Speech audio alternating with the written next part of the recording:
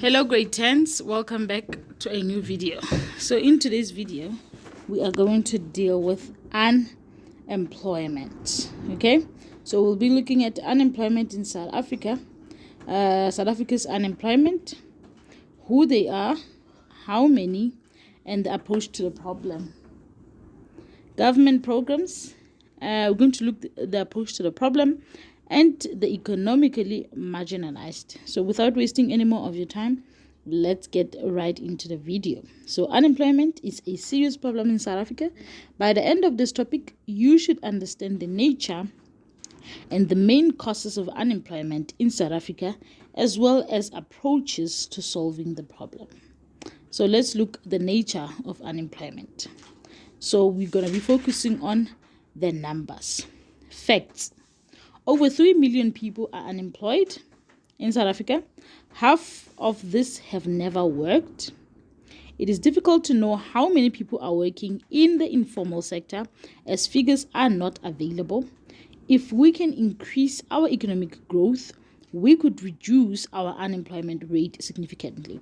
So these are the facts about unemployment in the country. So in South Africa, we use two different definitions of the concept unemployment.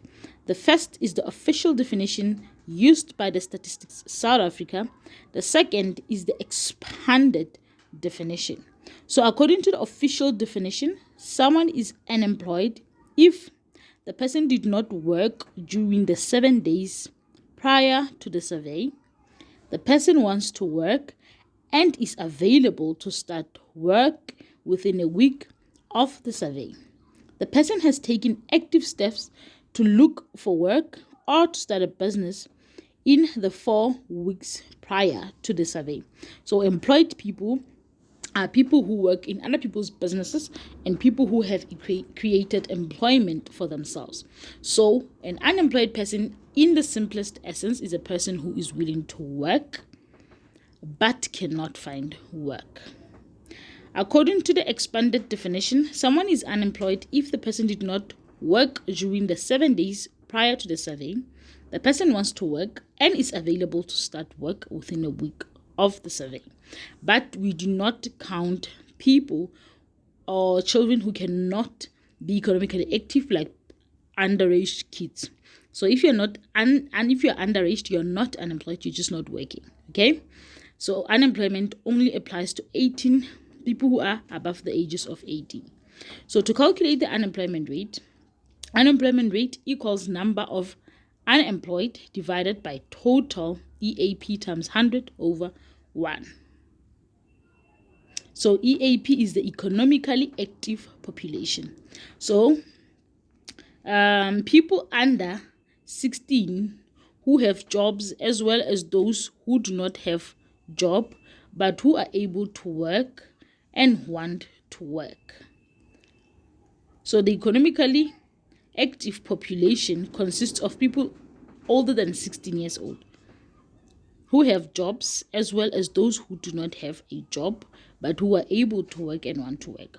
So people older than 16 who are able to work but do not want to work because they are still at school or college or are retired. So it does not include people younger than 16 and those who may not work because they are in prison. So those are not the economically active ones. So it's 16.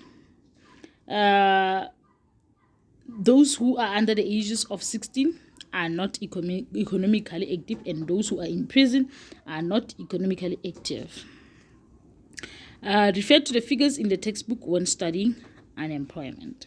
So let's look at the types of unemployment. We have frictional, cyclical, structural, seasonal.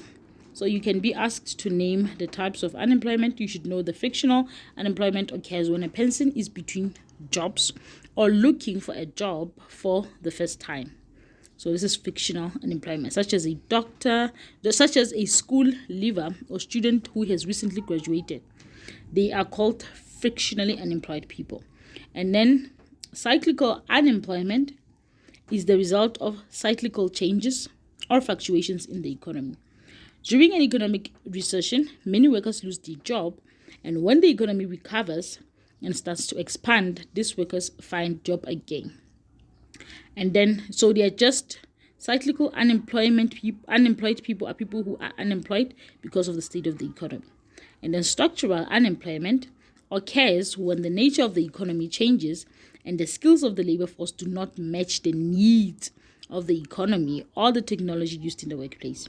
So there is a certain need in the work field, but people don't have the skills to match what is needed in the workforce.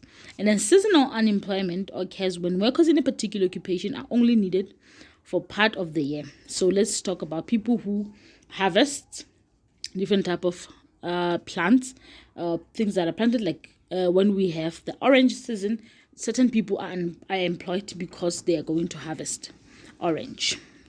But after the harvesting has taken place, there is no employment for them. And then characteristics of the South African unemployment. So unemployment in South Africa has specific characteristics that are partly due to our history. So there's lack of skills. Okay? In South Africa, there's lack of skills. Much of South Africa's population cannot find employment because they do not have the necessary skills. We have mostly structural unemployment in South Africa. Okay? So, you know what is structural unemployment in South Africa. One of the reasons for the lack of skills of many older South Africans is the apartheid policies of the past. And the number of unemployed, unskilled workers in South Africa is increasing due to structural changes in our economy. For example, technological development and mechanization means that machines now do much of the work. And then there's also globalization, meaning that South Africa has to compete with other economies, and then the primary sector of the economy is becoming less important. So those are one of the reasons of unemployment in South Africa and lack of skills. And then let's talk about age. South Africans between the ages of 16 and 24 years of age have high levels of unemployment. They are mostly in school. It is often difficult to find a first job because you do not have any work experience. Knowledge learned at school quickly becomes outdated, especially computer skills, as information technology tends to change very quickly. And then here we're going to talk about the causes of unemployment. Is population increase?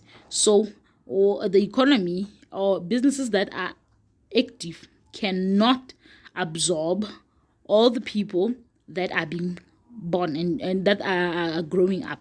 So increasing population can also be a cause of unemployment in that light. And then capital investment and mechanization.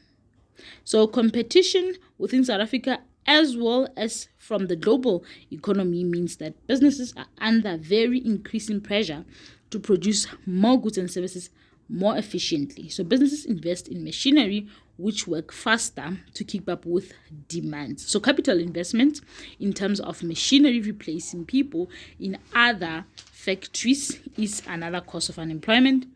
Machines are less complicated to deal with than people.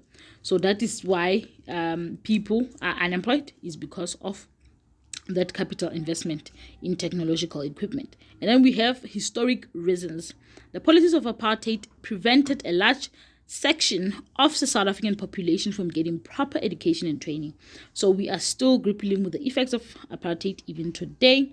People are not skilled enough to be able to be absorbed into the economy and work. And then the last one is economic cycles. When the economy is in recession, we know is the shrinking phase. There is less demand for goods and services. So employment goes down.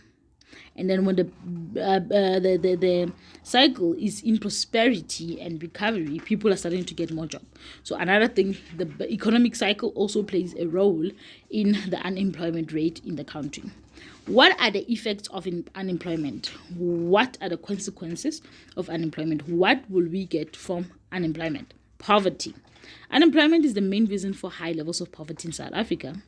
Almost half of the total South African population lives in poverty, and the Unemployment Insurance Fund only provides money to people who have recently been in formal employment and have contributed to the fund.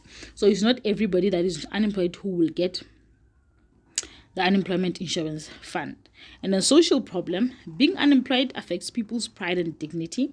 If you are unemployed, you cannot provide for your family. So unemployment creates poverty, social problems, cost to the taxpayers. So since 2001, the government has increased its spending on social welfare grants to the poor. Just like you have seen now, the 350s that are being distributed is because of a result of poverty that was caused by the COVID-19 pandemic. So now government has to spend more.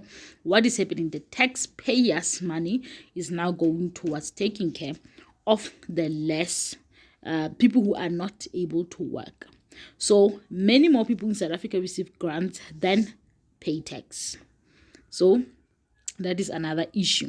So let's look at approaches to solving the problem of unemployment. How can unemployment be solved? The government has implemented a number of programs to solve the problem of unemployment in the country. So government programs to solve unemployment is the GEAR, the Growth Employment Distribution Policy, was introduced after 1994 to create more economic growth. What you have to know is that unemployment can be one of the topics for your essays, because this topic was not dealt with and you are writing your final exams in November, so they can throw in unemployment as an essay type question. So brace yourself. And then we have the ASCII SA. The goal of ASCII SA is to have poverty and unemployment by 2014. GIPSA, the Joint Initiative on Priority Skills Acquisition, was created to identify scarce skills that are needed to grow the economy. And then let's talk about growth of production. So if we increase the demand of goods and services, we have to increase production to satisfy this demand. So if the demand goes high, production also has to go high to meet the demand. Okay? And then local production. To solve local unemployment, we need to increase local production. The Proudly South African program encourages South Africans to buy South African products. And we are growing the production by local production, local businesses. The government is trying to encourage SMMEs by passing laws to help these businesses with funding and to make their tax returns and other record keeping easier. And then we have the Public Works Program. So under the approach of solving unemployment, we have government programs to solve unemployment, and then we have growth of production, and then we have Public Works Program. So the National Public Works Program was established in 1994 to upgrade South Africa's infrastructure and provide job opportunities at the same time. So this employs many unskilled people. People have the opportunity to learn new skills and improve the infrastructure at the same time. And then we have the Unemployment Insurance Fund. It's a way to solve the unemployment issue. So the Unemployment Insurance Fund is an insurance scheme that provides temporary income for people who have lost their jobs. And let's look at the economically marginalized groups. So economically marginalized groups are those people who have not been part of the economy in the past.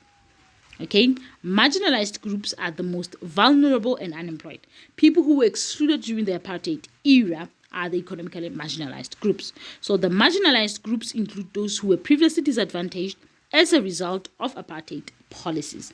So government projects have been created to deal with the problem of unemployment among the marginalized groups. We have things like Skills Development Act to help the marginalized groups. So the Skill Development Act is the government has introduced the Skills Development Act to improve the skills of marginalized South Africans. Employers have to contribute a small percentage of their turnover to the Skills Development Fund. So various sectorial education and training authorities represent the different sectors of the economy. And then we have correcting past policies in order to address the unemployment of the marginalized groups. So the government has introduced a number of policies and laws to correct the old apartheid injustice. And these policies include the Employment Equity Act and Affirmative Action.